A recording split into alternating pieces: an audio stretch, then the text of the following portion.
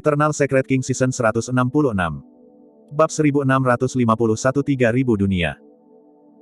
Kaisar manusia berkata, di era kuno, umat manusia hanya menggulingkan 9 ras primordial dan membatasi mereka ke sudut tanpa memusnahkan mereka sepenuhnya.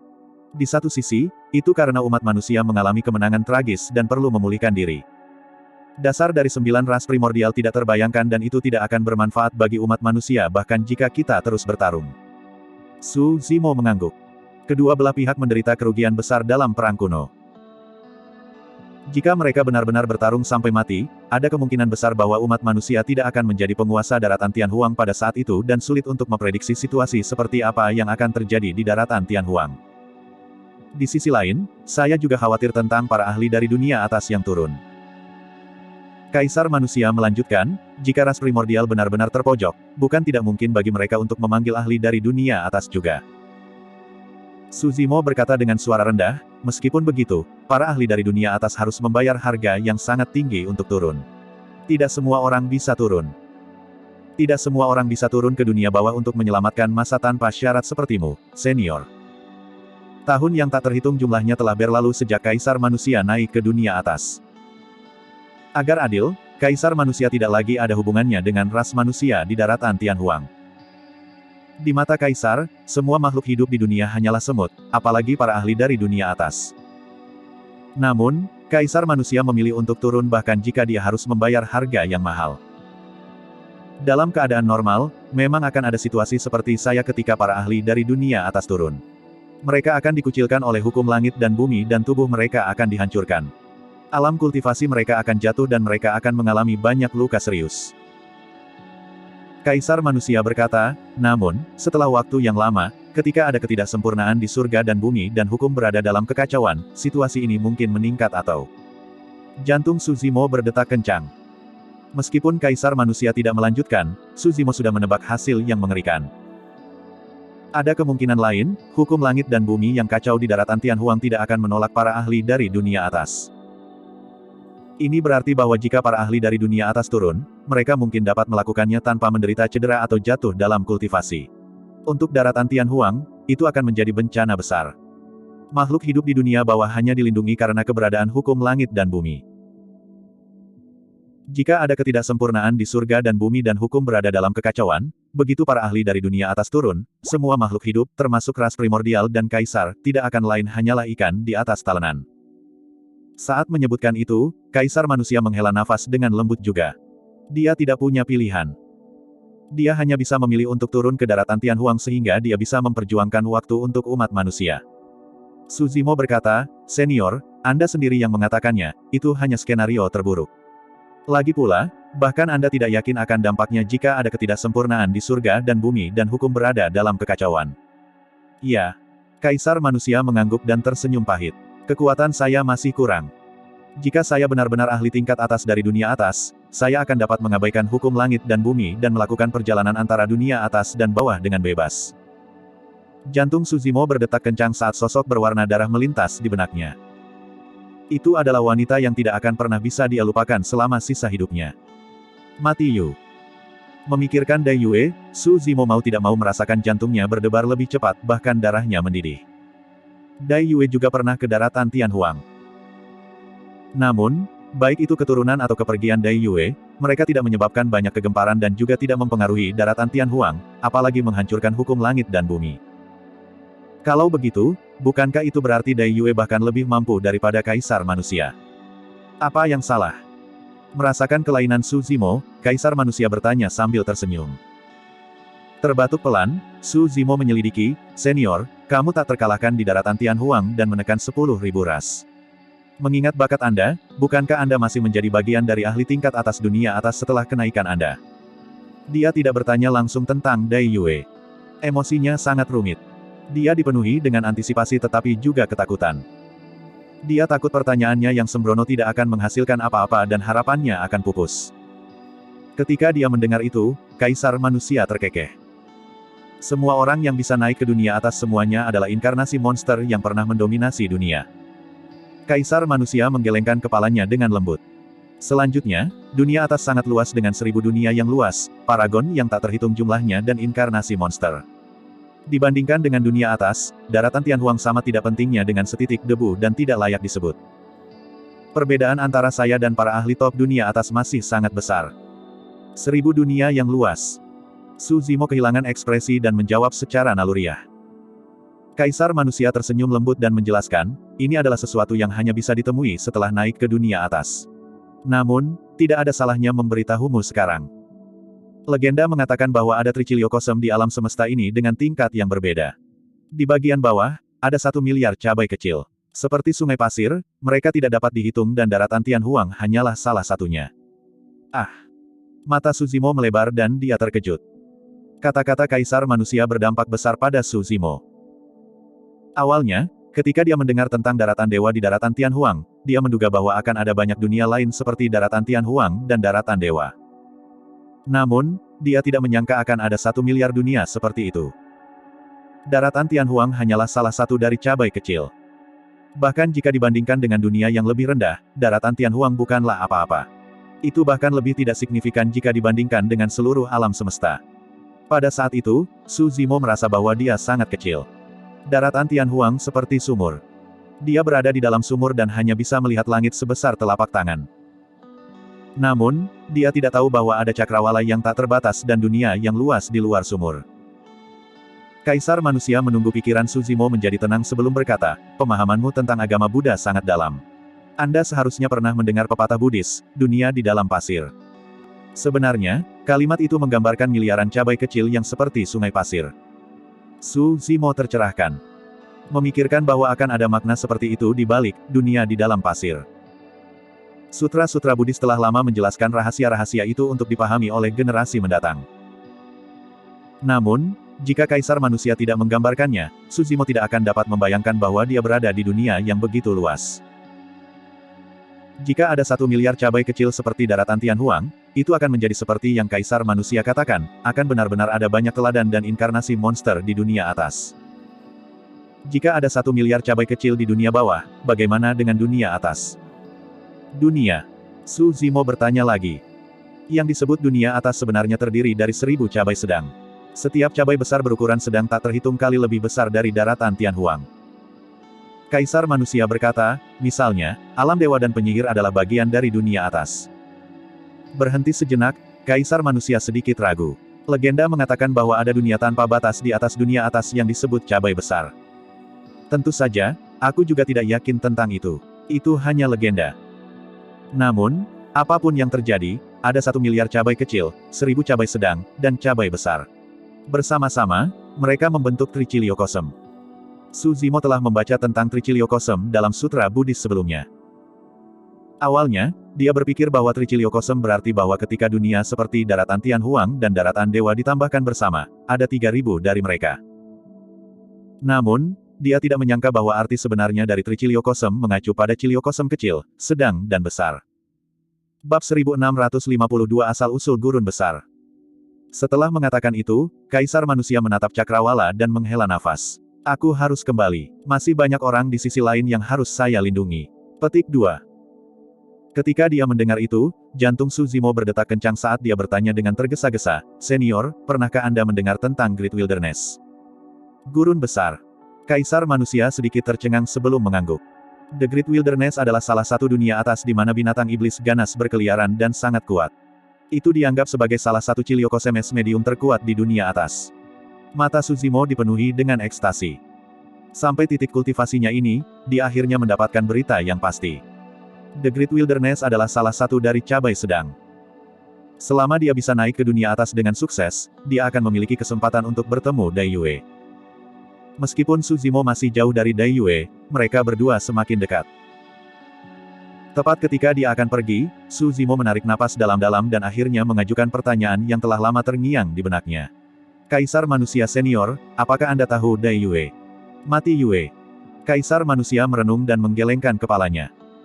Su Zimo menghela nafas secara internal dan ekspresi kekecewaan melintas di matanya. Namun, dia dengan cepat mengerti. Dunia atas terlalu besar. Itu dibentuk oleh 1000 cabai sedang dan setiap cabai sedang dapat menampung daratan Tianhuang yang tak terhitung jumlahnya. Karena kaisar manusia tidak berada di gurun besar, wajar saja jika dia belum pernah mendengar tentang Dai Yue. Tidak peduli apa, Kali ini, Su Zimo mengetahui tentang asal-usul Great Wilderness. Itu memberinya motivasi tanpa akhir. Melemparkan telapak tangannya, Kaisar Manusia mengembalikan kuas Kaisar Manusia ke penjaga istana dan sedikit mengangguk. Yue Hua, bagus sekali. Sudah sulit bagimu untuk menjaga istana Kaisar Manusia selama ini juga. Masalah daratan Tian Huang telah berakhir untuk saat ini. Sudah waktunya bagi Anda untuk menjalani transendensi kesengsaraan. Jika Anda berlarut-larut sedikit lebih lama dan kidara Anda memburuk, kemungkinan Anda selamat dari transendensi kesengsaraan akan sangat berkurang. Petik 2. Terima kasih Tuan. Penjaga istana menerima kuas Kaisar Manusia dan membungkuk hormat. Apakah ada kandidat untuk penjaga istana berikutnya? Kaisar Manusia bertanya. Dia tahu betul bahwa ada alasan penting lain mengapa Yue Hua tidak menjalani transendensi kesengsaraan, dia belum menemukan pengganti yang cocok untuk istana Kaisar Manusia. Belum. Penjaga istana menghela nafas dan menggelengkan kepalanya dengan lembut. Penerus istana Kaisar Manusia tidak hanya membutuhkan bakat luar biasa dan kekuatan tempur yang menakutkan. Lebih dari itu, dia membutuhkan kondisi mental yang kuat. Sepanjang sejarah, ada banyak kaisar yang kuat. Namun, jika kebanyakan dari mereka seperti kaisar di generasi ini yang hanya peduli dengan kultivasi mereka sendiri dan mengabaikan keselamatan umat manusia, mereka tidak akan layak menjadi penerus istana Kaisar Manusia.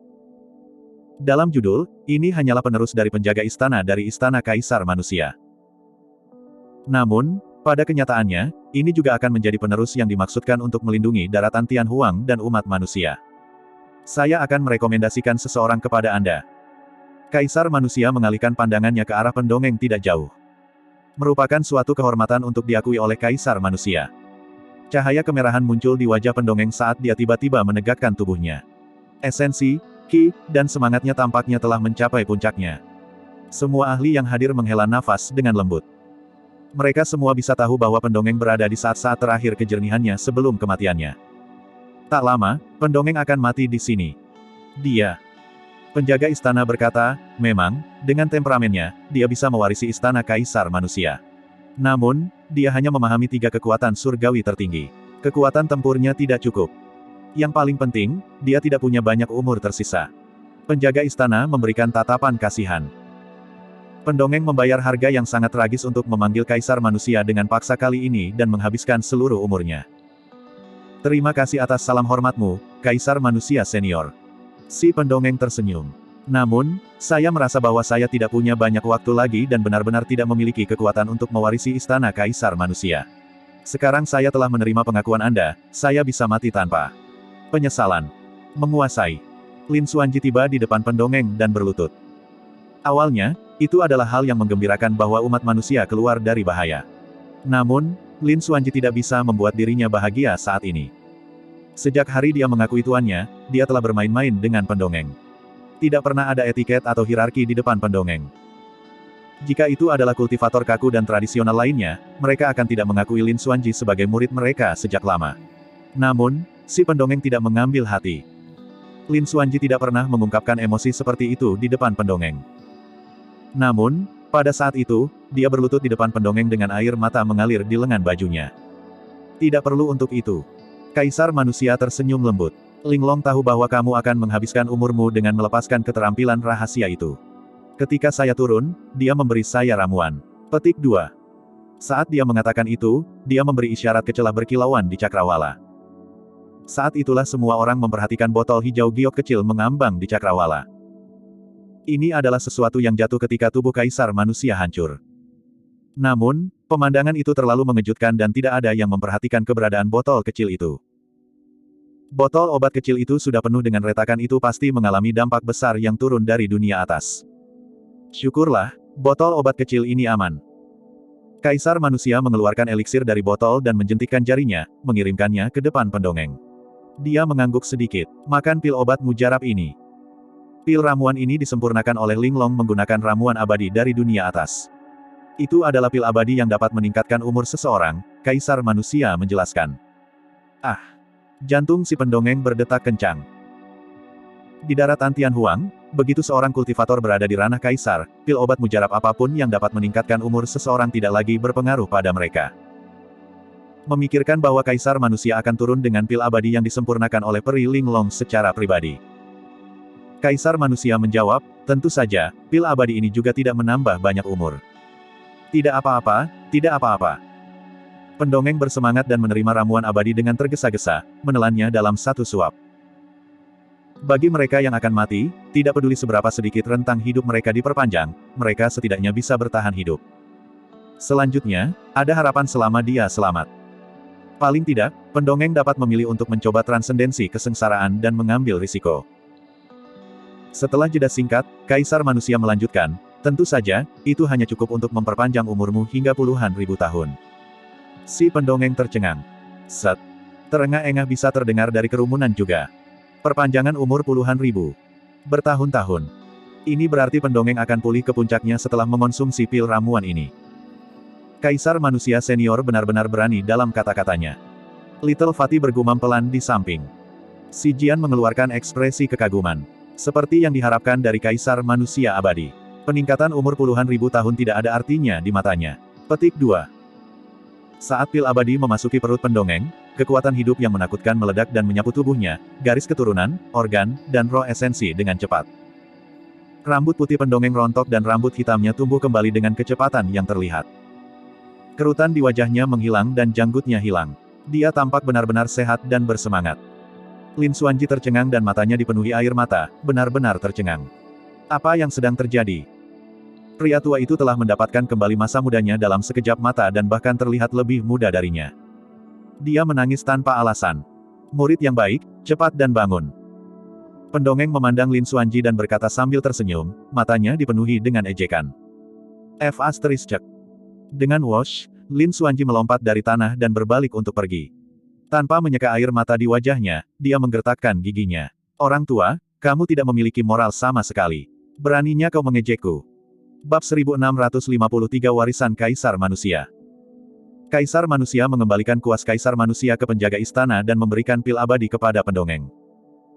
Ini juga berarti bahwa penjaga istana berikutnya adalah Kaisar Mistik generasi ini. Saat ini, Kaisar Manusia hanya memiliki dua senjata kaisar yang tersisa, cermin dan segelnya.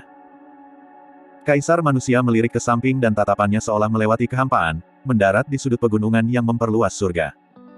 Ada seorang pria berambut panjang dengan jubah putih keabu-abuan. Ada bekas luka darah di glabella dan matanya jernih dan cerah. Tatapannya lembut, seolah-olah mengandung kebijaksanaan yang tak ada habisnya. Namun, dia juga memancarkan aura yang sangat jahat. Dua aura yang benar-benar kontras terpancar oleh pria berjubah putih ini. Pria berjubah putih ini pernah memasuki istana Kaisar Manusia dan menerima warisannya juga. Ketika Kaisar Manusia bertarung melawan Kaisar Ras Primordial sebelumnya, dia mengambil cermin Kaisar Manusia dari orang ini. Setelah merenung sejenak, Kaisar Manusia mengangkat tangannya dan melemparkan cermin Kaisar Manusia. Berubah menjadi seberkas cahaya, itu memasuki Heaven Expanding Mountain Range dan kembali ke tangan pria berjubah putih. Pria berjubah putih itu bergidik dengan ekspresi yang bertentangan.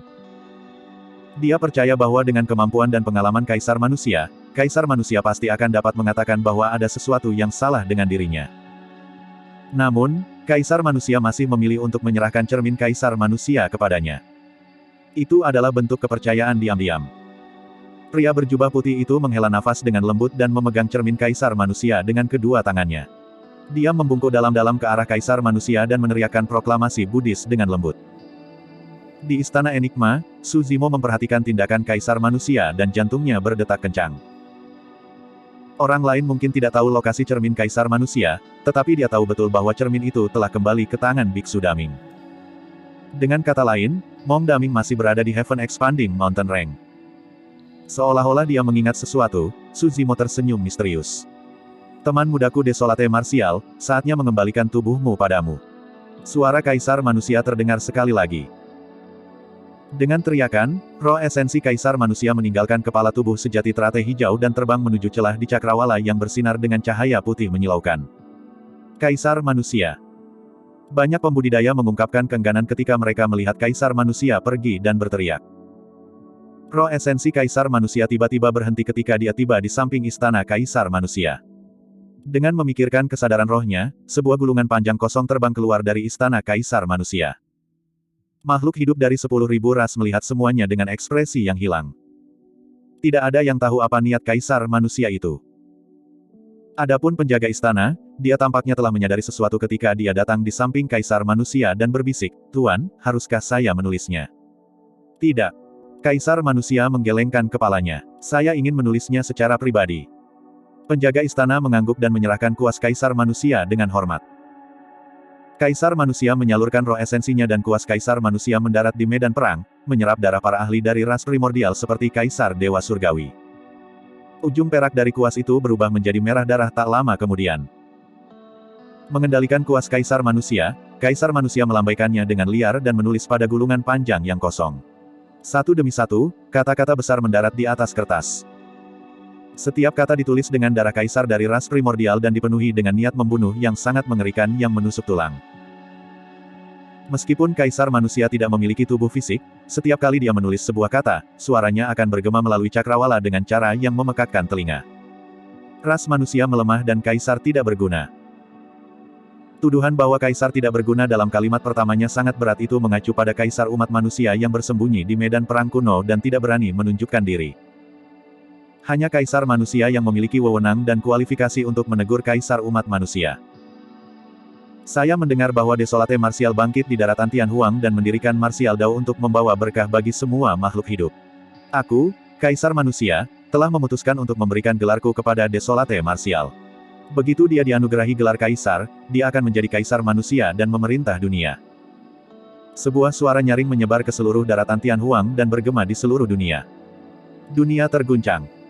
Para ahli istana Enigma bahkan lebih terkejut dengan ekspresi terkejut tak percaya.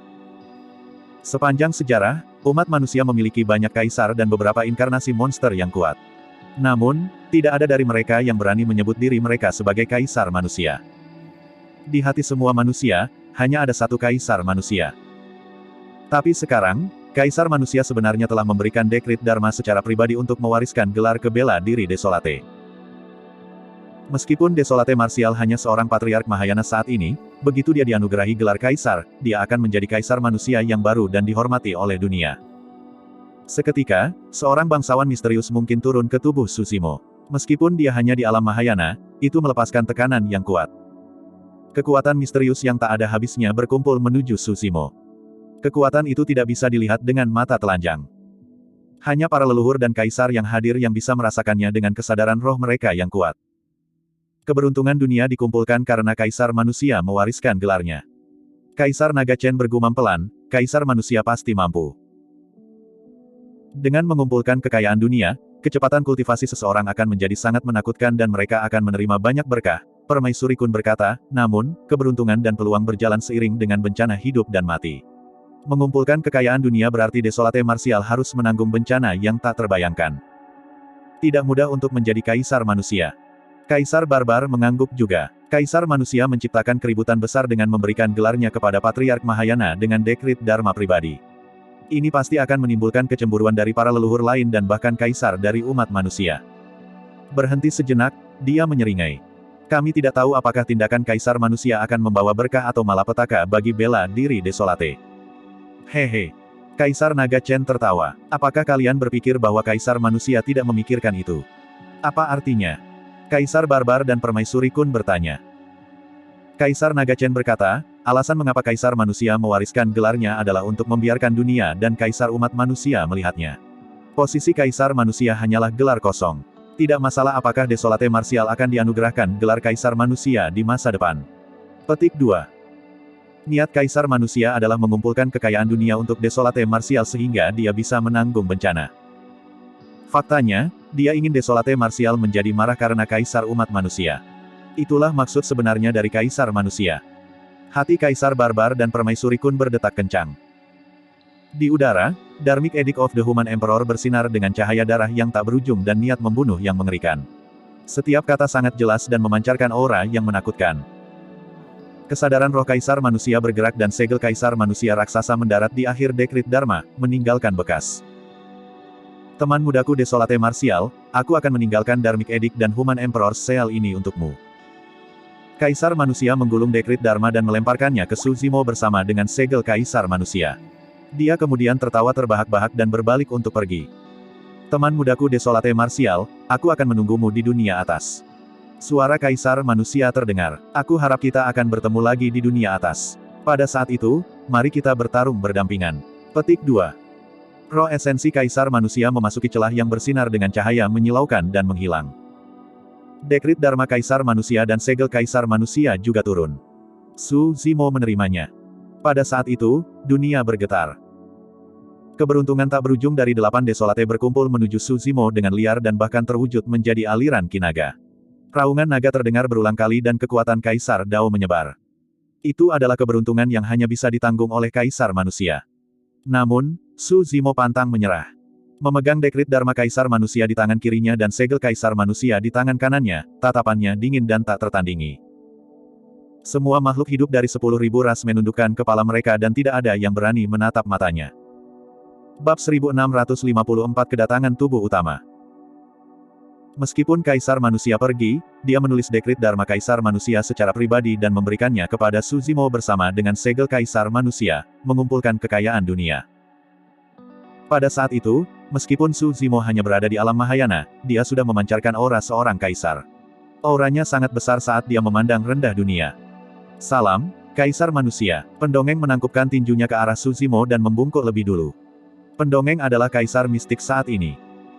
Sekarang Kaisar Mistik memimpin untuk memberi salam, 5 kaisar yang tersisa segera membungkuk dengan ekspresi hormat. Jika demikian halnya dengan 6 kaisar, tidak masalah jika para pembudidaya lainnya tidak mau, tidak puas, cemburu atau marah. Pada saat itu, mereka semua merasakan tekanan besar dan berlutut satu demi satu.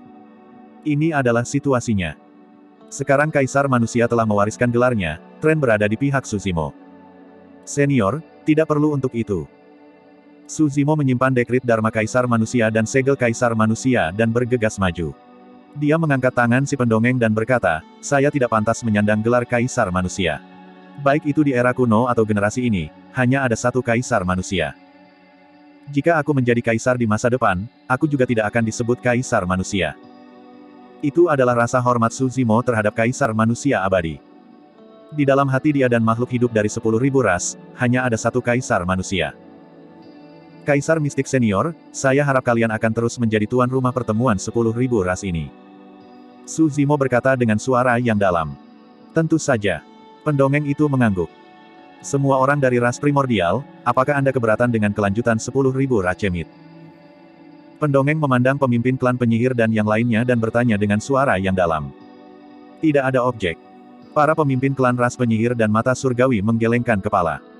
Kedatangan Kaisar Manusia mengubah situasi sepenuhnya. Semua ras primordial ketakutan dan belum melepaskan diri dari ketakutan mereka, siapa yang berani menolak? Hai! Tiba-tiba, si gendut kecil melompat keluar dan menunjuk ke arah ras penyihir dan gagak emas, berteriak, temuan 10.000 ras akan berlanjut. Di mana kaisar dari 6 ras primordial Anda? Mengapa tidak ada kaisar? Petik 2. Mungkin mereka takut karena akalnya.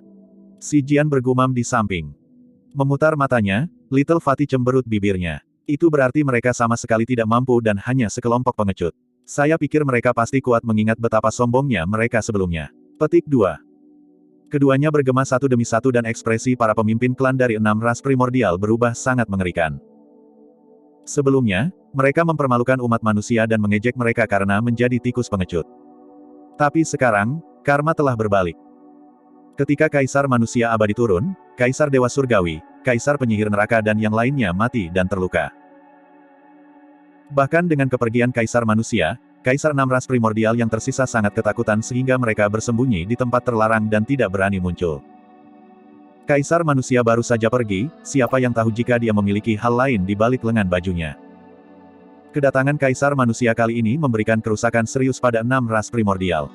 Terlepas dari beberapa kaisar yang mati di permukaan, lebih dari itu adalah intimidasi yang tak terlihat.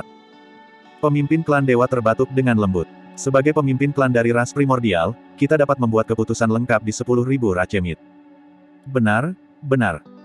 Pemimpin klan penyihir dan yang lainnya mengangguk dengan tergesa-gesa juga. Pendongeng melirik pemimpin klan dewa dengan acuh tak acuh. Pertemuan 10.000 ras dapat dilanjutkan, tetapi ras dewa tidak akan disertakan. Ekspresi pemimpin klan dewa berubah. Pendongeng berkata, setelah 10.000 ras selesai dengan diskusi kita akan memutuskan masalah ras dewa. Pemimpin klan dewa tidak berani membantah. Kaisar Naga Chen, Kaisar Barbar, Permaisuri Kun, bagaimana menurut kalian? Pendongeng itu berbalik dan menatap Kaisar Naga Chen dan 2 lainnya sebelum bertanya. Sikapnya jelas lebih lembut. Terutama bagi Kaisar Naga Chen yang sangat dihormati oleh pendongeng. Jika bukan karena Kaisar Naga Chen, Kaisar Dewa Surgawi dan yang lainnya akan menyerang tanpa syarat di pertemuan 10.000 perlombaan kali ini. Tapi sekarang penyihir neraka dan Kaisar Api Gagak Emas terluka parah dan harus melarikan diri. Meskipun Kaisar Naga Chen sudah tua, dia juga kaisar terkuat di daratan Tianhuang. Saya tidak keberatan. Kaisar Naga Chen mengangguk. Pendongeng melihat beberapa kaisar iblis dan makhluk hidup dari 10.000 ras di samping dan berkata dengan suara yang dalam, karena itu masalahnya, pertemuan 10.000 ras akan berlanjut. Meskipun kaisar manusia telah turun, kekuatan ras manusia di generasi ini masih jauh lebih rendah dibandingkan dengan ras primordial. Jika dia mendorong ras primordial terlalu jauh, itu hanya akan menjadi bumerang. Saat ini, ras manusia tidak bisa melawan ras primordial. Pendongeng masih membuat saran untuk hidup berdampingan dengan 10.000 ras. Terlepas dari ras dewa, wilayah 8 ras primordial dapat diperluas. Makhluk-makhluk dari ras primordial tidak lagi harus hidup hina dan bisa berkeliaran di daratan Tianhuang dengan bebas. Namun, mereka tidak bisa membunuh makhluk hidup dari 10.000 ras sembarangan. 10.000 ras harus hidup berdampingan di daratan Tianhuang dengan cara yang damai. Meskipun pembunuhan dan pertempuran bisa terjadi, mereka tidak bisa membunuh sembarangan atau menggertak dan memperbudak ras yang lebih lemah tanpa alasan. Kaisar Naga Chen, Kaisar Barbar, dan Permaisuri Kun juga puas dengan saran ini. 5 ras primordial yang tersisa memiliki keberatan yang lebih sedikit. Setelah itu adalah pertemuan 10.000 ras untuk membahas bagaimana membagi wilayah. Ini adalah proyek yang sangat rinci, rumit dan besar yang akan memakan waktu berhari-hari dan malam untuk menyelesaikannya. Su Zimo tidak tertarik dengan hal-hal seperti itu. Pada saat itu, matanya tertutup dan dia sudah berkeliaran dengan roh esensinya. Surga memperluas pegunungan. Seorang kultivator berjubah ungu tiba. Wajah pembudidaya diselimuti oleh lapisan kabut dan wajahnya tidak dapat terlihat dengan jelas. Namun, dia memancarkan aura seolah-olah dia adalah seorang bangsawan yang memandang rendah dunia dan tak terbendung. Tubuh utama Martial Dao telah turun. Tubuh utama Martial Dao mengamati sekeliling dan merasakan sejenak sebelum berjalan ke suatu arah dengan kecepatan yang tidak tergesa-gesa. Namun, dalam sekejap mata, tubuh utama Martial Dao melintasi seluruh Heaven Expanding Mountain Range dan tiba di sudut yang tidak mencolok di batas luar pegunungan. Lingkungannya rimbun dengan tumbuh-tumbuhan dan pohon-pohon tua dengan dedaunan yang rimbun. Tubuh utama Martial Dao turun dan menarik kembali auranya, seolah-olah dia sudah menyatu dengan dunia. Seolah-olah dia adalah angin dunia ini dan tumbuh-tumbuhan di sekitarnya. Pada saat itu, bahkan jika seseorang berdiri di depan tubuh utama Martial Dao dengan mata tertutup, bahkan jika mereka melepaskan kesadaran roh mereka, mereka tidak akan dapat merasakan keberadaannya. Di kedalaman sudut ini, ada sebuah gua yang gelap. Tubuh utama Martial Dao tersenyum lembut dan berjalan menuju gua. Di dalam gua, seorang pria berjubah putih berada dalam posisi lotus. Ujung jarinya menyentuh tanah dan seluruh jarinya menjadi merah. Pria berjubah putih itu menutup matanya dan menenangkan pikirannya, dengan hati-hati memperbaiki garis keturunan di sini. Garis keturunan yang tertinggal di medan perang Istana Enigma adalah yang terkuat. Namun, dia tidak berani menyentuh mereka agar dia tidak membuat khawatir banyak kaisar di Istana Enigma. Makhluk hidup yang tak terhitung jumlahnya dari Heaven Expanding Mountain Range mati dalam pertempuran antara kaisar juga. Pada saat itu, pria berjubah putih sedang memperbaiki garis keturunan makhluk hidup itu. Cermin kaisar manusia adalah senjata kaisar. Namun, dia hanya berada di alam leluhur setengah bela diri. Untuk membantu umat manusia melewati bencana sebelumnya, dia dengan paksa mengaktifkan cermin kaisar manusia dan mengalami serangan balasan yang besar. Dalam keadaan normal, cedera seperti itu akan membutuhkan setidaknya beberapa hari pemulihan untuk menyembuhkannya.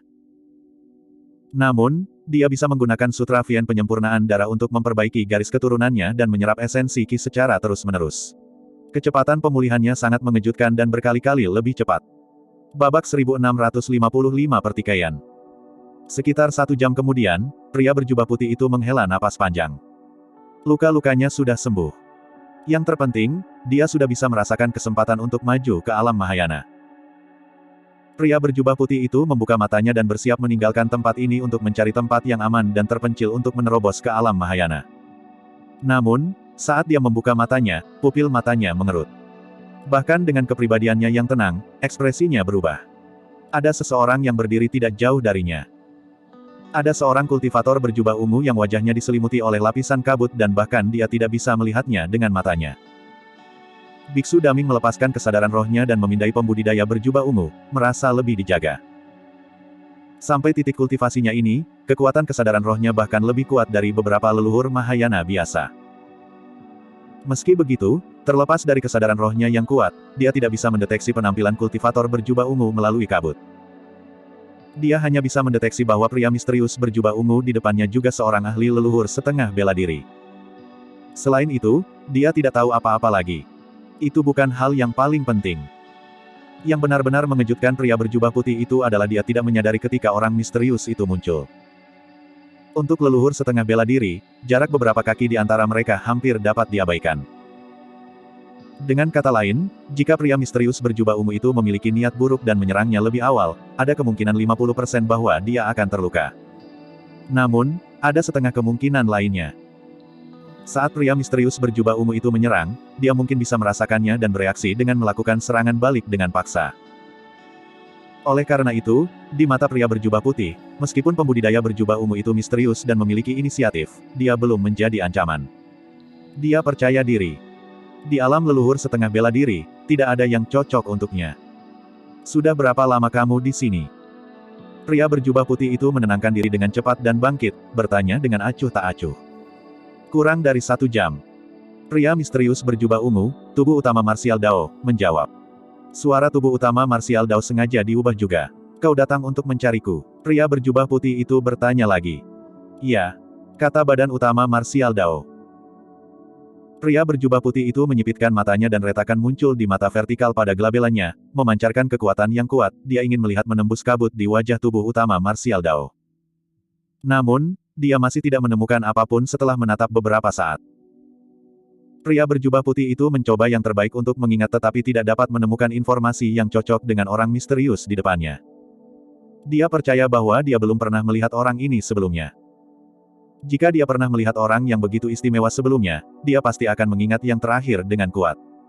Aku tidak mengenalmu. Anda mencari orang yang salah. Pria berjubah putih itu berkata. Tubuh utama Martial Dao tersenyum lembut. Tidak apa-apa jika kamu tidak mengenalku. Aku mengenalmu. Oh. Pria berjubah putih itu tersenyum juga dan bertanya, kamu tahu siapa aku? Beku Daming. Tubuh utama Martial Dao berkata perlahan. Meskipun pria berjubah putih itu tanpa ekspresi ketika mendengar itu, hatinya bergetar. Pria berjubah putih itu adalah Biksu Daming. Dia berhati-hati dalam tindakannya setelah kembali dari generasi ini dan merencanakan semuanya dengan hati-hati sehingga tidak ada yang tahu identitas aslinya. Bahkan, tidak ada yang pernah melihatnya sebelumnya. Bahkan jika ada yang melihatnya, mereka tidak akan mengenalinya. Itu karena dia adalah seseorang yang seharusnya mati 40.000 tahun yang lalu. Namun, Biksu Daming tidak menyangka bahwa orang misterius di hadapannya akan mengungkapkan identitasnya dengan satu kalimat. Kenapa kamu mencariku? Biksu Daming malah bertanya sebagai pengakuan diam-diam atas identitasnya. Untuk membunuhmu. Saat tubuh utama Martial Dao mengatakan itu, suhu di dalam gua turun. Biksu Daming tersenyum lembut dan tidak merasa jengkel sedikit pun. Dia bertanya lagi, karena kamu sudah lama datang dan kamu ingin membunuhku, mengapa kamu tidak melakukannya lebih awal? Aku menunggumu pulih. Tubuh utama Martial Dao berkata, kamu terluka. Aku tidak akan merasakan apa-apa jika aku membunuhmu seperti itu. Fufu, menarik. Kali ini, Biksu Daming tertawa. Dia telah hidup selama 40.000 tahun dan tidak pernah ada orang yang bisa berbicara dengan kesombongan seperti itu di hadapannya. Sementara pria misterius itu ingin dia mati, dia ingin melakukannya setelah dia pulih sepenuhnya. Biksu Daming berkata dengan dingin, ketika kamu tidak menyerang saat aku terluka, kamu telah kehilangan kesempatan terakhirmu. Sebelum kalimatnya selesai, Biksu Daming melantunkan bahasa Sanskerta. Om, Ma, Ni, Pa, Mi, Hom. Itu adalah keterampilan pamungkas dari biara Daming, mantra Daming. Pada saat yang sama, telapak tangan Mong Daming membuat segel tangan berulang kali. Ditambah dengan 6 kata dari mantra Daming, dia melepaskan 6 segel Dharma yang sangat kuat. Segel penekan Vien, segel penakluk setan, segel perangkap abadi, segel pondasi tak tergoyahkan, segel roda Vajra besar, dan segel gunung Meru besar. 6 segel Dharma turun dengan kekuatan yang menakutkan dan menyelimuti tubuh utama Martial Dao. Tubuh utama Martial Dao tidak membuat gerakan apapun dan melangkah maju. Dia mengulurkan telapak tangannya dan mengepalkannya, meninju ke 6 segel Dharma di depan. Merusak. Pada saat yang sama, tubuh utama Martial Dao berteriak. Suaranya seperti guntur dan meledak. Meskipun hanya 1 kata, itu menekan suara 6 kata dari mantra Daming. Ledakan. Tinju tubuh utama Dao bela diri bertabrakan dengan 6 segel Dharma dan mengeluarkan ledakan keras, langsung meruntuhkannya. Tatapan Biksu Daming membeku. Orang misterius itu tidak melepaskan seni Dharma atau bahkan mengedarkan ki darahnya. Dia hanya meninju dengan tubuhnya dan menghancurkan Daming Dharmic Cells. Orang misterius ini sangat kuat. Namun, Mong Daming memiliki ekspresi tak kenal takut.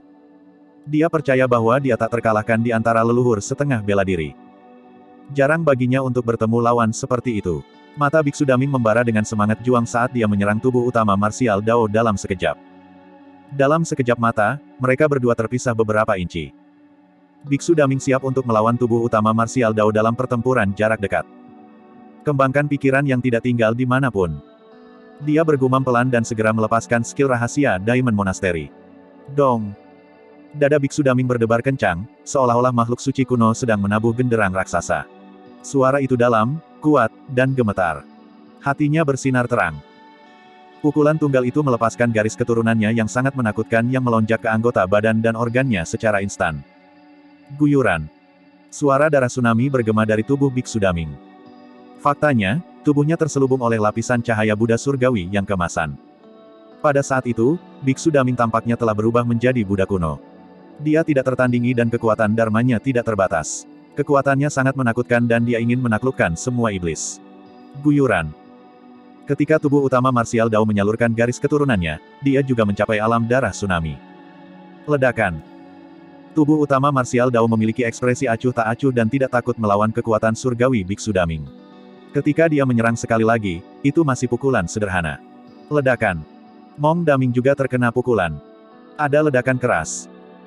Tinju mereka bertabrakan dengan keras dan melepaskan lingkaran kekuatan yang sangat menakutkan yang menyebabkan seluruh gua bergetar. Pasir dan kerikil berguling tanpa henti. Biksu Daming mendengus dan mundur setengah langkah. Ekspresi tubuh utama marsial Dao tidak berubah saat dia mengambil setengah langkah ke depan. Seperti bayangan, dia meninju sekali lagi dengan keganasan seperti api.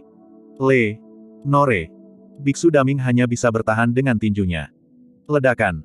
Ledakan keras lainnya terdengar.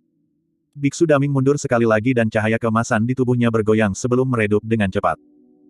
Bab 1656 Penekanan lengkap. Istana Enigma. Meskipun dua tubuh sejati Suzimo lainnya tampak seperti sedang beristirahat dengan mata tertutup, pikiran mereka sudah terbenam di pegunungan yang luas dan merasakan pertempuran yang pecah di sudut. Sejak Mong Daming muncul, tubuh sejati teratai hijau telah dimanipulasi olehnya. Mereka berdua bertukar pukulan sekali sebelumnya dan tubuh sejati teratai hijau menderita kekalahan telak juga. Kemudian, Biksu Daming bahkan menggunakan konflik antara tubuh sejati teratai hijau dan Istana Enigma untuk menyusup ke Istana Enigma dan mencuri catatan cakrawala mistik Istana Enigma. Perasaan yang diberikan Biksu Daming kepada Suzimo selalu tak terduga. Faktanya, dia bahkan tidak tahu seberapa kuat Mong Daming sebenarnya. Di satu sisi, badan utama marsial Dao mencari Biksu Daming kali ini untuk menguji kekuatan yang terakhir. Di sisi lain, dia ingin memverifikasi kemajuannya sendiri. Tubuh utama marsial Dao telah mencapai alam leluhur setengah bela diri dan hanya setengah langkah lagi untuk memasuki alam Mahayana. Dia membutuhkan lawan yang kuat untuk meredam marsial Dao-nya. Untuk tubuh utama marsial Dao, Biksu Daming adalah lawan yang sempurna. Oleh karena itu, alasan mengapa badan utama marsial Dao menunggu Biksu Daming pulih adalah karena dia tidak ingin mengambil keuntungan dari yang terakhir. Alasan mengapa dia mengatakan bahwa dia ingin membunuh Biksu Daming adalah karena dia ingin Biksu Daming menggunakan kekuatan penuhnya tanpa menahan sama sekali. Suzimo sangat mengenal Biksu Daming. Biksu Daming terlalu licik. Jika dia tidak menunjukkan permusuhan yang ekstrim, Biksu Daming tidak akan mengungkapkan semua kartu truf dan metodenya.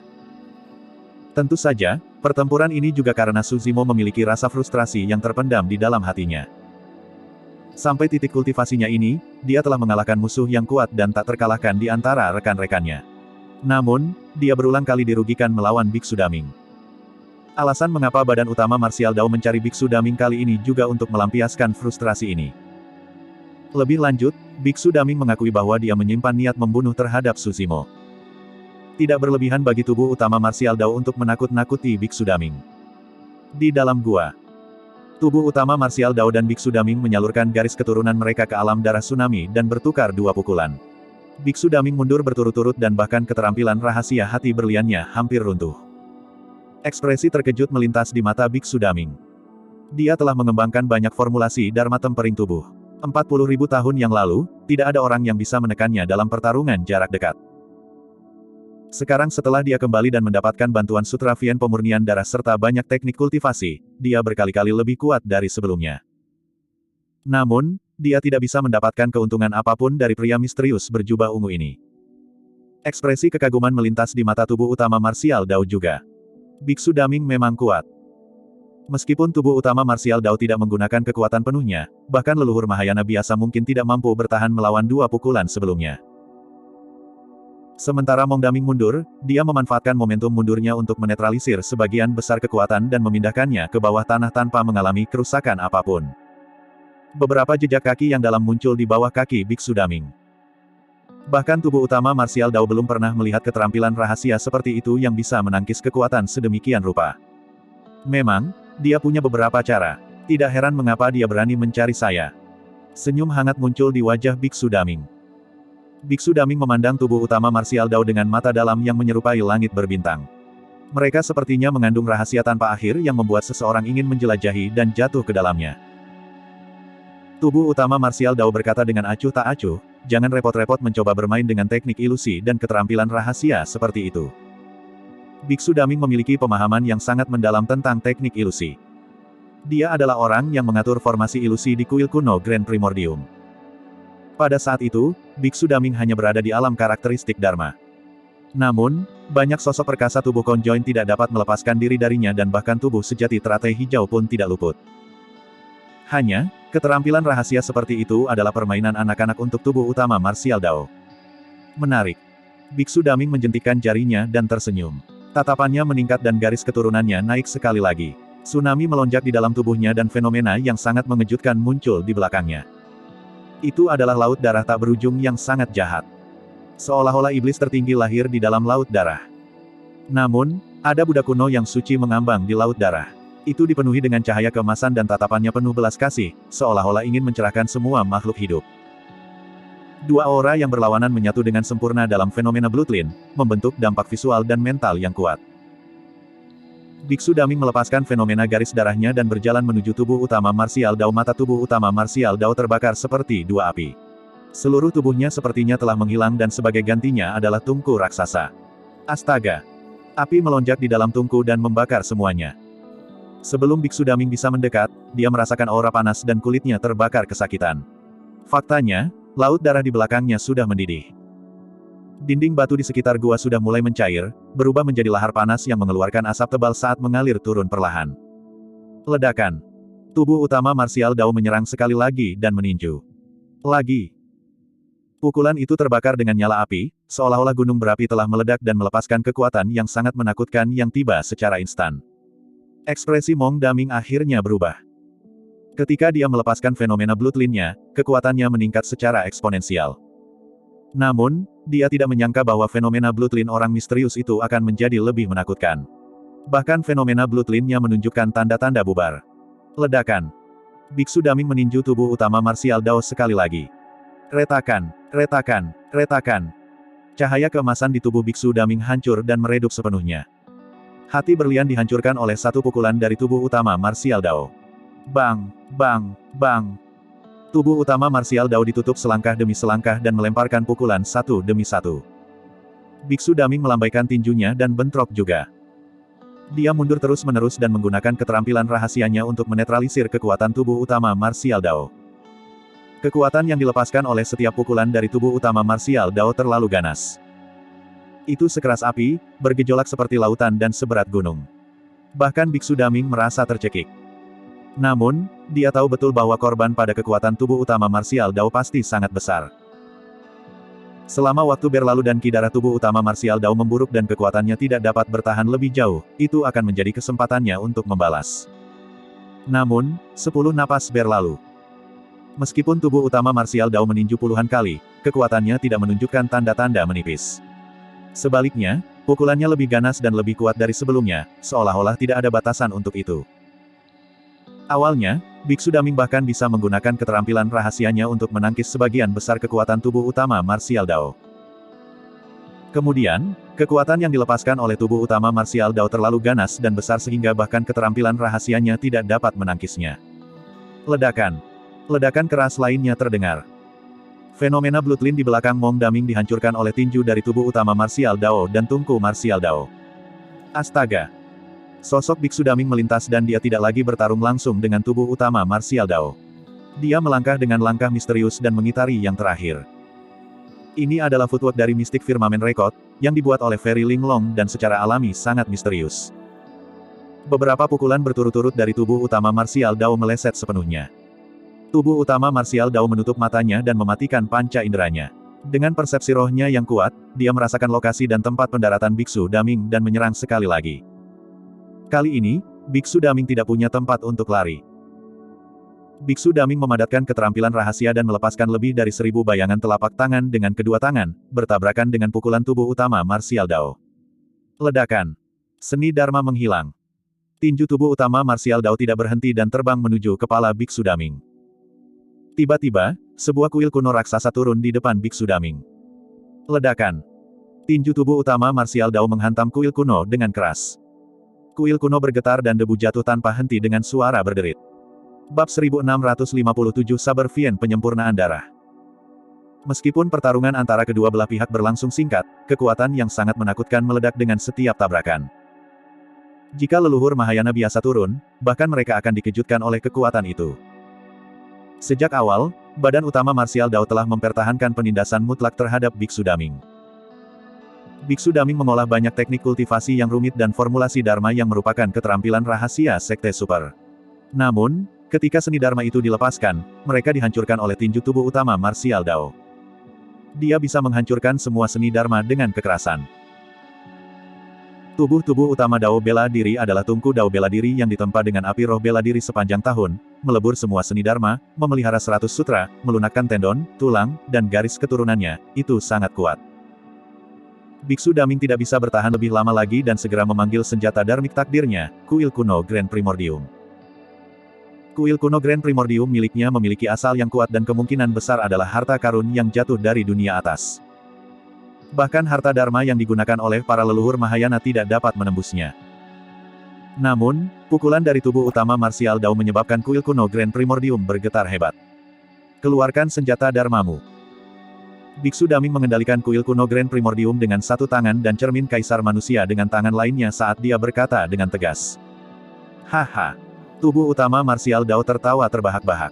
Saya tidak memiliki senjata Dharma. Tinju fisikku adalah senjata Dharmaku. Sebelum tawanya berakhir, tubuh utama martial Dao melangkah maju dan melemparkan pukulan lain ke kepala Biksu Daming. Biksu Daming bertarung menggunakan kuil kuno Grand Primordium. Ledakan. Ada ledakan keras. Pada saat yang sama, Biksu Daming menyalurkan cermin kaisar manusia di tangannya dan melepaskan cahaya suci yang mengarah ke tubuh utama martial Dao. Meskipun cermin kaisar manusia adalah yang terkuat dalam pertahanan, itu juga bisa melepaskan serangan yang kuat. Selanjutnya, cermin kaisar manusia baru saja meninggalkan tangan kaisar manusia abadi dan ada sedikit kekuatan kaisar yang masih ada di sana. Cahaya surgawi menembus kehampaan dan turun di depan tubuh utama martial Dao secara instan. Dong! Tubuh utama martial Dao tidak punya waktu untuk menghindar dan dipukul di dada oleh cahaya surgawi dengan bunyi gedebuk. Seolah-olah serangan itu telah menghantam tungku. Ekspresi tubuh utama martial Dao tidak berubah. Meskipun jubahnya robek saat dia terkena cermin kaisar manusia, tidak ada luka di dadanya. Tatapan Biksu Daming membeku. Dia samar-samar bisa melihat melalui dada tubuh utama martial Dao bahwa tubuh yang terakhir berisi kecemerlangan rune yang tak ada habisnya, seolah-olah api sedang menyala.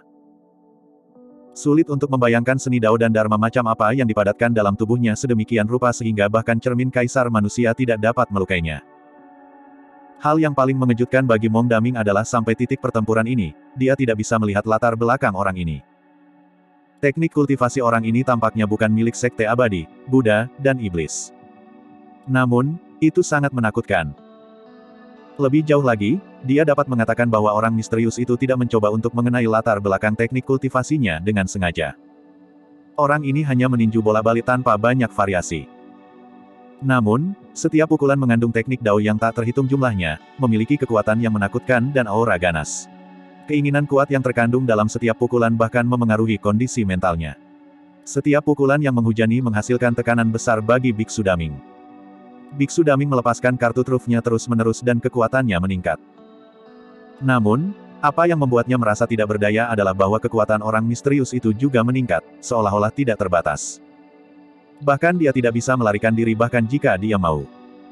Dalam pertempuran, ada banyak waktu ketika dia ingin pergi dan melarikan diri jauh. Namun, dia diblokir oleh pria misterius berjubah ungu setiap kali. Teknik gerakan orang itu juga sangat cepat.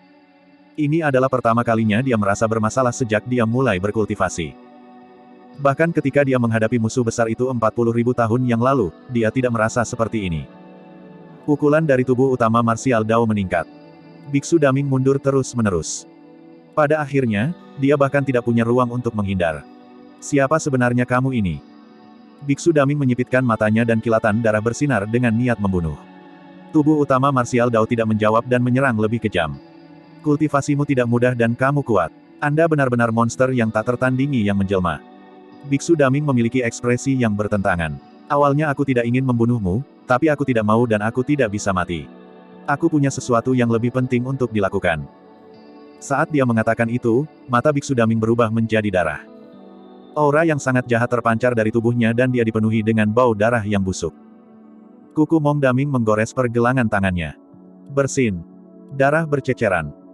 Sebelum mendarat di tanah, Biksu Daming mengumpulkan semuanya ke tangannya dan pedang berwarna darah kental. Aliran darah pada pedang itu sangat jahat, seolah-olah itu hidup. Memotong. Biksu Daming mengayunkan pedang berwarna darahnya dan menebas ke arah martial Dao Prime. Tubuh. Ekspresi tubuh utama martial Dao tidak berubah saat dia terus meninju. Astaga! Pukulan itu tidak menimbulkan banyak kegemparan ketika mengenai pedang berwarna darah itu, sepertinya pedang berwarna darah itu dipatahkan oleh satu pukulan dari tubuh utama martial Dao. Semua darah menyebar dan memercik ke tubuh utama martial Dao secara instan. Amitabha! Biksu Daming melihat ke tubuh utama martial Dao dan meneriakkan proklamasi Buddhis sebelum mengaktifkan Sutra Vien pemurnian darah. Garis keturunan yang berceceran di tubuh utama martial Dao mengandung kekuatan yang sangat menakutkan, seolah-olah ingin menarik garis keturunan di tubuhnya. Tubuh utama martial Dao berseru dengan lembut dan mengangguk. Teknik iblis ini memang kuat. Ketika Biksu Daming merilis Sutra Vien pemurnian darah, garis keturunan tubuh utama martial Dao bergerak. Jika itu orang lain, mereka akan dimurnikan menjadi mayat kering oleh Biksu Daming secara instan. Mata Biksu Daming juga dipenuhi dengan keterkejutan. Mengingat pemahamannya tentang teknik iblis, selama dia menyalurkan teknik kultivasi mental, dia bisa menyedot garis keturunan beberapa ahli leluhur setengah bela diri dengan satu napas.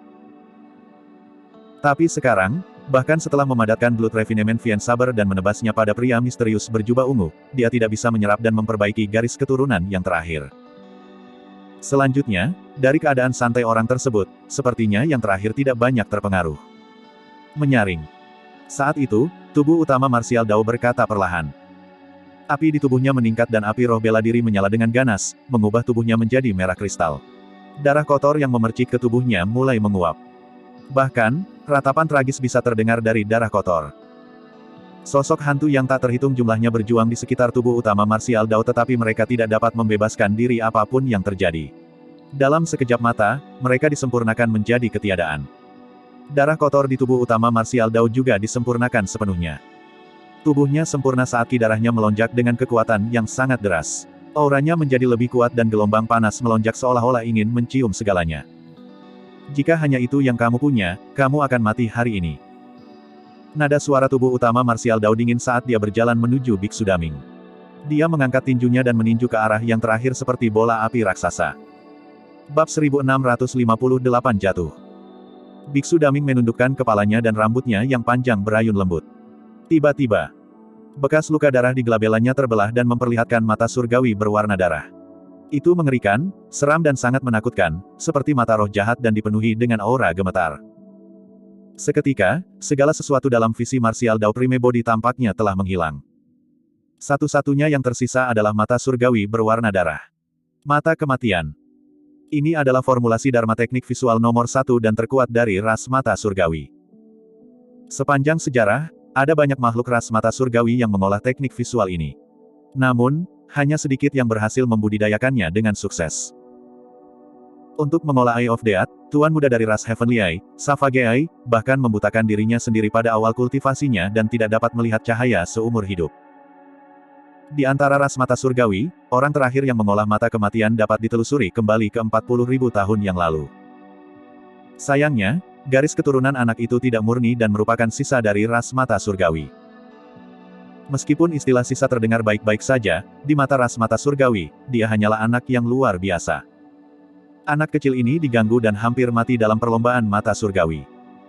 Pada akhirnya, dia diselamatkan oleh seorang biksu ulung dari biara daming yang lewat. Yang terakhir membawanya masuk tanpa meremehkan garis keturunannya. Kemudian, anak kecil ini menjadi murid tituler dari biara daming yang mengguncang seluruh daratan Tianhuang, biksu daming. Ekspresi tubuh utama martial Dao di bawah kabut akhirnya berubah suram. Alasan mengapa Eye of Death sangat kuat adalah karena teknik visual tidak hanya mengandung kekuatan teknik visual, itu juga akan menyebabkan dampak yang sangat besar pada essence spirit. Teknik visual biasa setara dengan seni Dharma. Teknik visual ini adalah perpaduan dari seni Dharma dan keterampilan rahasia roh esensi. Namun, bahkan mata kematian tidak dapat mengancam tubuh utama martial Dao. Apa yang benar-benar mengejutkan tubuh utama martial Dao adalah bahwa meskipun teknik visual Mong Daming menggunakan Eye of Death sebagai fondasi, itu sebenarnya lebih unggul dari Eye of Death. Ada kekuatan lain dalam teknik visual itu. Dengan kata lain, Mong Daming telah menciptakan teknik visual yang melampaui Eye of Death. Dua nyala api meledak dari mata tubuh utama martial Dao dan menyerbu ke arah teknik visual. Teknik visual ini lahir dari Illumination Dragon Eye. Tubuh utama martial Dao menyempurnakan banyak teknik visual untuk mengubah dan menyempurnakan teknik visual ini, memungkinkannya untuk mendorong kekuatan api hingga batasnya. Ledakan. Kedua teknik visual meledak dan bertabrakan seketika. Melawan mata kematian, dua nyala api yang dilepaskan oleh mata tubuh utama martial Dao meredup dan padam tak lama kemudian. Mata kematian biksu daming terlalu menakutkan. Saat tubuh utama martial Dao merilis teknik visualnya, dia menyadari bahwa akan sulit bagi teknik visualnya untuk melawan Eye of Death. Oleh karena itu, tubuh utama martial Dao langsung memblokir dengan tangannya. Pada saat yang sama, api roh bela diri muncul dalam kesadaran tubuh utama Dao bela diri dan melindungi roh esensinya. Bang! Sinar mata kematian mendarat di telapak tubuh utama martial Dao. Kulit di telapak tangan martial Dao Prime Body mulai terkorosi seketika. Namun, ki darahnya melonjak dan dia menekan kekuatan mata kematian dengan erat, mencegah lukanya meluas. Seberkas cahaya berwarna darah muncul dalam kesadaran tubuh utama martial Dao dan menyerang roh esensinya. Sebelum tiba, itu dibakar menjadi abu oleh api roh bela diri. Biksu daming sedikit mengernyit dan tubuhnya bergoyang. Bekas luka darah di gelabelanya menutup sekali lagi. Mata surgawi akhirnya ditutup. Pada saat itu, dunia tampaknya telah kembali normal. Keheningan yang mati menghilang. Kekuatan hidup kembali. Bahkan jika keterampilan rahasia roh esensi biasa hanya membuat kontak dengan api roh bela diri, roh esensi pembudidaya akan terluka parah. Namun, Mong Daming berhasil bertahan hanya dengan sedikit perubahan ekspresi.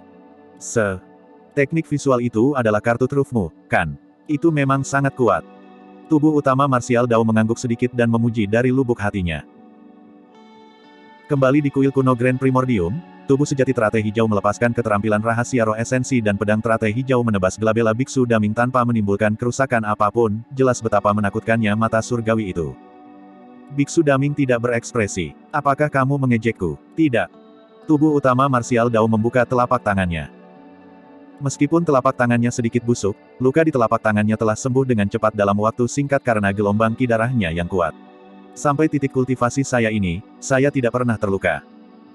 Tubuh utama martial Dao berkata, kamu harus merasa bangga bahwa teknik visualmu dapat menyakitiku. Biksu daming tersenyum pahit. Meskipun itu adalah pernyataan yang memuji dia, ada keyakinan dan keberanian yang tak terlukiskan di dalamnya. Biksu daming merasa sedikit pahit. Sampai titik kultivasinya ini, dia hanya kalah sekali 40.000 tahun yang lalu. Kegagalan itu adalah penghinaan terbesar dalam hidupnya. Namun, bahkan untuk pertempuran itu 40.000 tahun yang lalu, hasil dari pertempuran itu hanya diputuskan di akhir dan itu juga merupakan kemenangan tragis bagi pihak lain. Ketika Biksu Daming kembali kali ini, dia jauh lebih kuat daripada 40.000 tahun yang lalu. Memikirkan bahwa dia akan menemukan monster misterius yang menjelma. Selanjutnya, kekalahannya kali ini bahkan lebih buruk. Kamu bukan dari daratan Tianhuang. Jantung Biksu Daming berdetak kencang saat dia tiba-tiba bertanya. Dia tahu beberapa rahasia. Di dunia yang luas ini, ada banyak dunia seperti daratan Tianhuang. Teknik kultivasi monster yang menjelma ini istimewa dan tidak ada warisan yang bisa dilihat. Ada kemungkinan besar bahwa orang ini berasal dari dunia lain. Saya dari daratan Tianhuang, kata badan utama marsial Dao. Namun, saya belum pernah melihat orang yang mampu seperti Anda. Biksu Daming sedikit mengernyit. Tubuh utama marsial Dao tersenyum dan tidak mengatakan apa-apa, berjalan menuju Biksu Daming. Apakah kamu akan membunuhku? Ekspresi Mong Daming tenang. Dia telah lama melihat melalui hidup dan mati. Dia seharusnya mati 40.000 tahun yang lalu. Satu-satunya hal yang tidak bisa dia lepaskan adalah sesuatu yang lain. Kamu sangat kuat. Biksu Daming berkata, namun, kamu tidak cukup kuat. Sebagai leluhur setengah bela diri belaka, leluhur yang sedikit lebih kuat sudah cukup untuk menekanmu. Petik 2. Selanjutnya, ada keberadaan yang lebih menakutkan di daratan Tianhuang. Kamu harus berhati-hati dan jangan biarkan dia memperhatikanmu. Dao Lord Bloodfiend dari 40.000 tahun yang lalu. Tubuh utama marsial Dao bertanya sebagai gantinya. Biksu Daming menyipitkan matanya sedikit dan tidak menjawab secara langsung. Kamu benar-benar tahu banyak rahasia. Namun, hal-hal jauh lebih rumit dan menakutkan daripada yang dapat Anda bayangkan. Tubuh utama marsial Dao tersenyum dan tiba di depan Biksu Daming, mengulurkan telapak tangannya. Biksu Daming menghela nafas dalam dan menutup matanya. Segera, Biksu Daming merasakan pinggangnya menjadi ringan, seolah-olah tas penyimpanannya telah dilepas. Dia membuka matanya dan melihat bahwa tubuh utama marsial Dao telah mengambil penyimpanannya. Tas. Tubuh utama marsial Dao menyalurkan api roh bela diri dan menghapus kesadaran roh di tas penyimpanan. Dia membuka tas penyimpanan dan melihat ke dalam. Catatan cakrawala mistik. Tubuh utama marsial Dao langsung melihat keterampilan rahasia Istana Enigma. Ini adalah teknik kultivasi Istana Enigma. Setelah selesai membacanya, tolong kembalikan ke Enigma Palace. Biksu Daming berpikir bahwa dia pasti akan mati dan menghela nafas. Dia juga siap untuk mengembalikan catatan cakrawala mistik. Itu sudah pasti. Tubuh utama marsial Dao tersenyum. Bab 1659 Bahaya terpendam di daratan Tianhuang. Terlepas dari catatan cakrawala mistik, ada banyak teknik kultivasi dan keterampilan rahasia lainnya di dalam tas penyimpanan. Kebanyakan dari mereka berasal dari 6 biara Buddha. Beberapa dari teknik kultivasi itu adalah formulasi Dharma tingkat atas dan keterampilan rahasia. Namun, banyak dari mereka adalah sutra kuno sederhana atau mantra untuk menenangkan pikiran seseorang. Tas penyimpanan Biksu Daming hampir penuh dengan teknik kultivasi Buddhis itu. Mengapa kamu mengumpulkan begitu banyak buku kuno dari sekte Buddhis? Tubuh utama marsial Dao bertanya. Jika Biksu Daming ingin meningkatkan kultivasinya, yang harus dia lakukan hanyalah mengolah teknik kultivasi Buddhis tingkat atas. Namun, tas penyimpanannya sebagian besar diisi dengan sutra Buddha yang tidak menyinggung. Sutra-sutra Buddhis itu digunakan untuk menyampaikan ajaran kepada beberapa biksu dari dunia fana.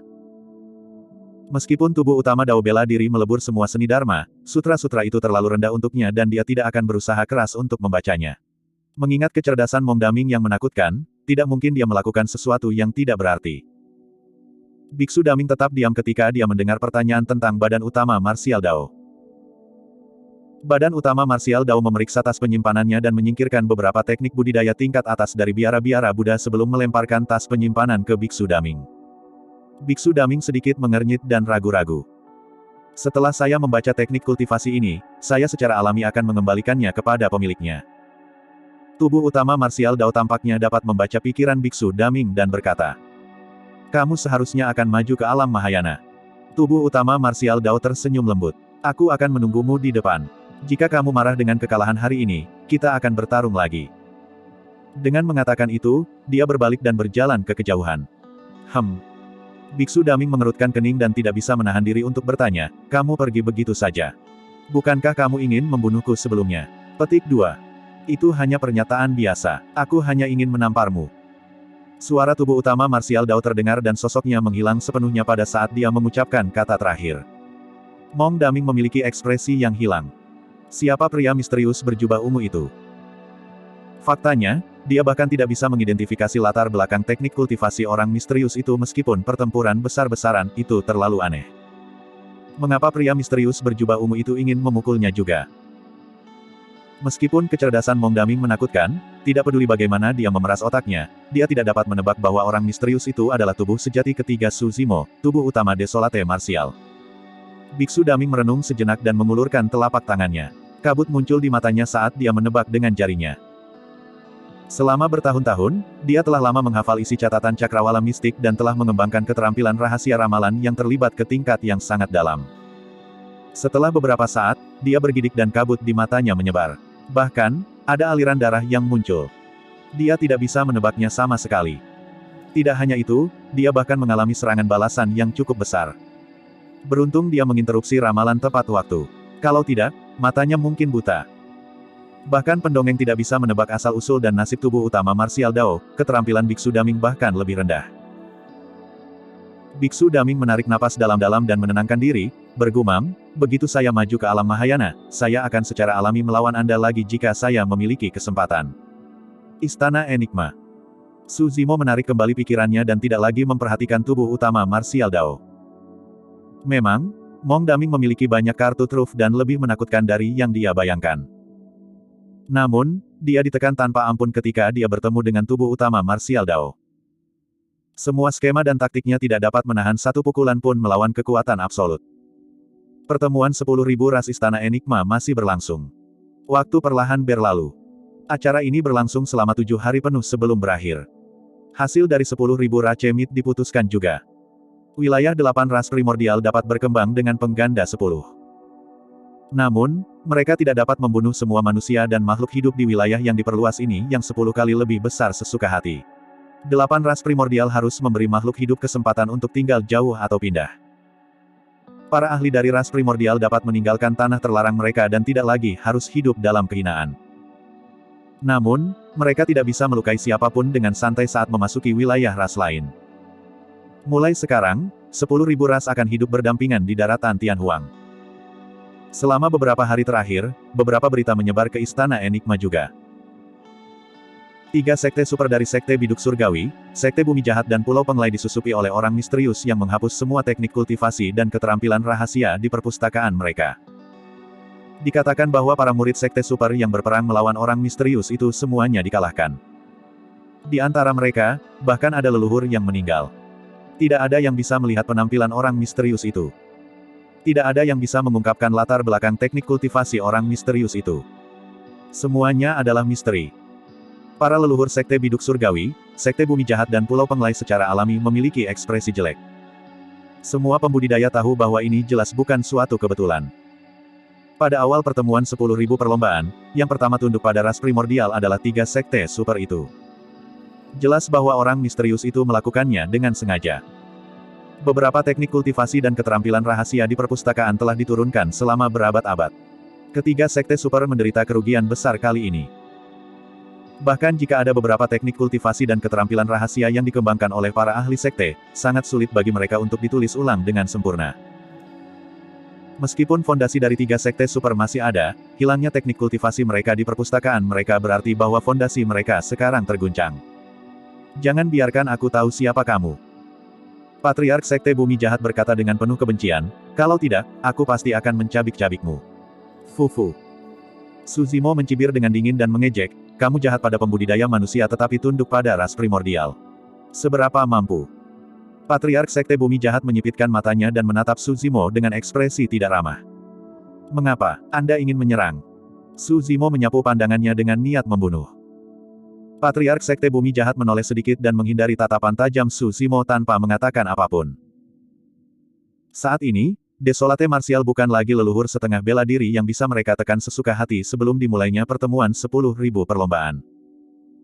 Sekarang dia telah memasuki alam Mahayana, Desolate Martial sudah menjadi ahli Patriark.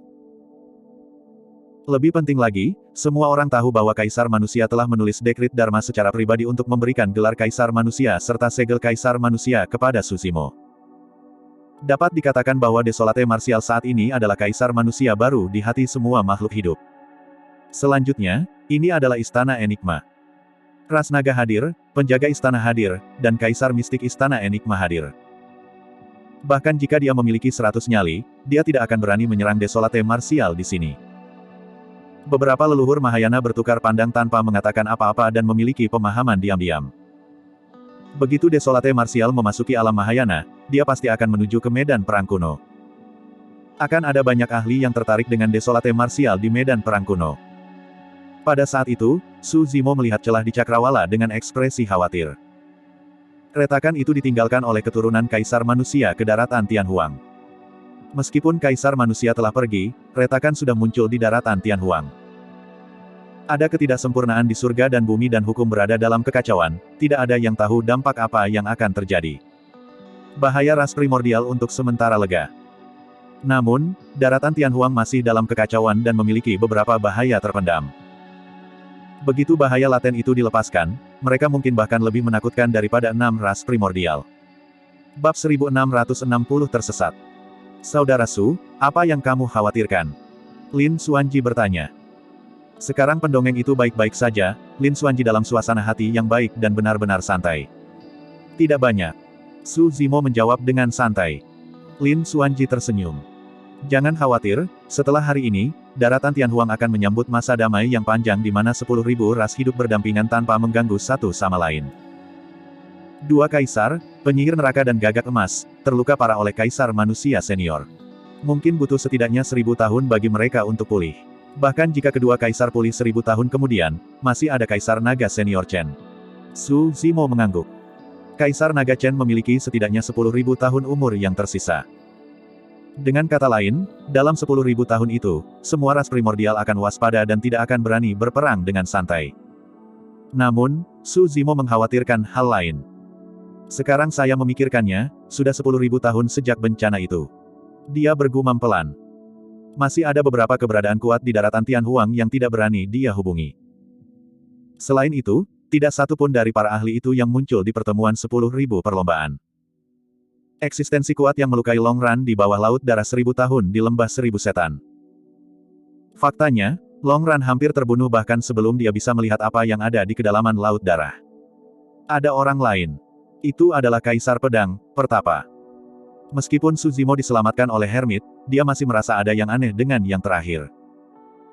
Yang lebih aneh lagi adalah keberadaan kuat di laut darah 1000 tahun di lembah 1000 iblis pernah menyelamatkannya juga. Mengapa? Terlepas dari bahaya laten itu, ada juga celah di cakrawala. Itu adalah sesuatu yang Kaisar Manusia katakan kepada Su Zimo secara pribadi. Su Zimo tidak berniat mengungkapkannya kepada massa. Ketidaksempurnaan di dalam surga dan bumi dan hukum berada dalam kekacauan, tidak ada yang tahu apa dampaknya. Jika dia mengatakannya sekarang, itu hanya akan menimbulkan ketakutan yang tidak perlu. Tidak peduli apa, dia harus membiarkan kekuatan umat manusia tumbuh secepat mungkin. Memikirkan itu, Su Zimo bangkit. Dia menonjol di depan sekte dan faksi besar yang akan pergi sekarang setelah acara berakhir. Semuanya, tolong tunggu. Su Zimo menyatakan. Semua pembudidaya dari sekte dan faksi utama berbalik dan menatap Su Zimo. Di telapak tangan Su Zimo ada buah hitam dan kristal yang memancarkan aura jahat yang kaya. Buah roh jahat. Banyak ahli berseru dan langsung mengenali buahnya. Sebelumnya, ketika Su Zimo mencoba menerobos ke alam Mahayana dan menjalani kesengsaraan kekuatan surgawi, dia mengonsumsi buah roh jahat. Tatapan para ahli leluhur setengah bela diri dari sekte dan faksi utama berubah tajam ketika mereka melihat buah itu. Senior Desolate Martial, apakah Anda melelang buah roh jahat ini? Master lembah dari lembah Snowdrift bertanya dengan hormat, jika ini adalah pelelangan, saya bersedia menawarkan harta, teknik kultivasi, atau keterampilan rahasia sebagai gantinya, Senior Desolate Martial. Meskipun Su Zimo masih muda, dia sudah menjadi senior ahli leluhur setengah bela diri. Saya akan menggunakan harta Dharma untuk menukarnya. Leluhur setengah bela diri dari Sekte Biduk Surgawi buru-buru berkata, saya pernah mendapatkan harta Dharma di reruntuhan kuno dan siap menggunakannya untuk diri saya sendiri. Namun, saya dapat menanggung kerugian hari ini dan menggunakan harta Dharma itu sebagai ganti buah roh jahat ini. Petik 2. Pada tingkat leluhur setengah bela diri atau leluhur, barang apapun yang diambil adalah harta yang tak ternilai harganya, sebagian besar hanya bisa ditukar dengan barang lain. Saat dia mengatakan itu, leluhur setengah bela diri dari Sekte Biduk Surgawi mengeluarkan pedang hijau giok dari tas penyimpanannya. Meskipun pedang itu terlihat sangat kuno, saat dicabut, kilatan dingin bersinar dari tubuhnya seperti riak air, sangat tajam. Itu memang harta Dharma yang luar biasa. Aku bisa menggunakan kekuatan suci yang lebih rendah sebagai ganti buah roh jahat. Leluhur setengah bela diri dari Sekte Bumi Jahat tidak bisa tidak menonjol juga. Saya pernah mendapatkan halaman kulit binatang. Di atasnya, ada kekuatan suci sisa yang terkondensasi dengan kuat. Jika kamu mendapatkan kulit binatang itu, kamu pasti akan dapat memahami kekuatan suci yang lebih rendah di atasnya. Kerumunan bergerak. Leluhur setengah bela diri menonjol satu demi satu dan mengeluarkan banyak harta, ingin ditukar dengan buah roh jahat Desolate Martial. Daya pikat buah roh jahat terlalu besar untuk leluhur setengah bela diri. Harta Dharma dan kekuatan surgawi ini hanya dapat dipahami dan digunakan setelah memasuki alam Mahayana. Semuanya akan berakhir jika mereka gagal dalam transendensi kesengsaraan. Ekspresi Suzimo acuh tak acuh saat dia mendorong telapak tangannya ke bawah. Suara kerumunan secara bertahap menjadi tenang. Suzimo melihat ke arah Valley Master of Snowdrift Valley dan tersenyum lembut, melemparkan buah roh jahat di tangannya. Berubah menjadi seberkas cahaya, buah roh jahat tiba di hadapan penguasa lembah-lembah salju. Senior. Master lembah-lembah Snowdrift menerima buah roh jahat. Dia tidak bisa mengerti apa yang sedang terjadi dan berkata dengan tidak jelas, aku. Kamu tidak memberitahuku harta apa yang kamu inginkan sebagai balasannya, senior. Bagaimana jika saya tidak? Tidak perlu. Suzimo melambaikan tangannya dan menunjuk ke luka di Master lembah-lembah Snowdrift yang belum sembuh. Luka di tubuhmu sepadan dengan buah roh jahat ini. Sebagai Master lembah-lembah Snowdrift, dia merasakan kehangatan di hatinya dan matanya memerah. Selama pertempuran dengan ras primordial sebelumnya, Master lembah-lembah Snowdrift memimpin murid-muridnya dan berperang melawan mereka. Mereka berjuang dengan nyawa mereka demi martabat umat manusia. Bahkan setelah beberapa hari, luka di lembah guru dari lembah Snowdrift belum sembuh sepenuhnya. Jika bukan karena buah roh jahat itu, kemungkinan dia selamat dari kesengsaraan kekuatan surgawi akan sangat tipis. Buah roh jahat ini telah menyalakan kembali harapannya. Situasi yang dihadapi umat manusia beberapa hari yang lalu sangat berbahaya. Sebagian besar sekte seperti Sword Sect, Zephyr Thunder Palace, Chaos Essence Sect dan yang lainnya berdiri diam dan tidak berani melawan ras primordial secara langsung. Adapun sekte biduk surgawi, sekte bumi jahat dan pulau penglai, mereka telah tunduk pada 6 ras primordial. Hanya lembah Snowdrift, Istana Tuan dan beberapa sekte lain yang menonjol dan bergabung dengan monyet, roh malam, dan yang lainnya untuk melawan 6 ras primordial. Sekte-sekte ini menderita kerugian besar. Faktanya, Palace Lord of Overlord Palace sudah mati. Meskipun Suzimo tidak mengatakan apa-apa, dia memperhatikan semuanya. Suzimo menamparkan tas penyimpanannya dan mengeluarkan lusinan buah roh jahat. Set. Para pembudidaya tersentak. Sangat banyak. Seketika, tatapan terik yang tak terhitung jumlahnya tertuju pada Suzimo. Banyak pembudidaya menelan ludah. Suzimo memandang semua orang dari Istana Tuan dan berkata dengan suara yang dalam, leluhur setengah bela diri yang bertarung melawan 6 ras primordial sebelumnya, selama kamu masih hidup, kamu bisa datang dan mengklaim buah roh jahat dariku. Aku tidak butuh harta apapun. Saat dia mengatakan itu, kerumunan menjadi liar. Kaisar manusia. Kaisar manusia. Banyak pembudidaya dan leluhur setengah bela diri dari lembah Snowdrift dan Istana Tuan meneriakkan nama Kaisar manusia. Senior Desolate Martial, bagaimana dengan kita? Patriark Sekte Biduk Surgawi bertanya dengan malu, kami bersedia menukar harta Dharma dan kekuatan suci untuk itu. Senior, tolong beri kami beberapa buah roh jahat. Petik 2. Kalian. Suzimo memandang banyak leluhur setengah bela diri dari Sekte Biduk Surgawi dan Sekte Bumi Jahat dengan tatapan dingin dan berkata perlahan, pergilah.